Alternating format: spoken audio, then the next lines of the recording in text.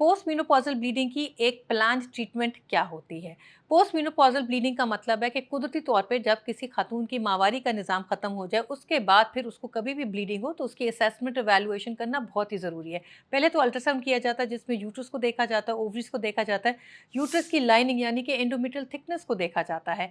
जब ये मोटी नज़र आए या कोई अंदर पॉलिप नज़र आए, उस सूरत में आपके डॉक्टर हमेशा यूट्रस की बायोप्सी का रिकमेंड करते हैं। हमारे पास बहुत सारे पेशेंट्स आते हैं जो कहते हैं जी डॉक्टर साहब आप तो सीधा ही यूट्रस निकाल दें, बायोप्सी ना ही करें।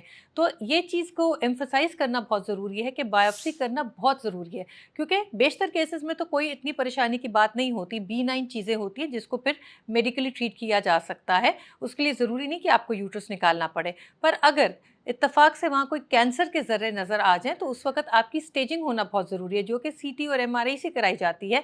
और फिर सिर्फ़ ऑपरेशन के वक़्त सिर्फ़ बच्चेदानी नहीं निकाली जाती, उसके साथ लिम्फ नोड्स को भी निकाला जाता है। सो वो ख़वातीन जो पोस्ट मेनोपॉज़ल ब्लीडिंग की बायोप्सी नहीं कराते और सीधा ही अपनी सर्जरी के लिए एडवाइस कर ले, तो कई दफ़ा ऐसा होता है कि लिम्फ नोड नहीं निकाले जाते क्योंकि वो एक नॉर्मल यूट्रस निकालने की ट्रीटमेंट नहीं होती और बाद में जब पता चले कि ये तो कैंसर था, तो फिर हम डॉक्टर्स ने आपकी सर्जरी अंडर सर्जरी की है, यानी कि पूरी तरीके से सर्जरी नहीं की।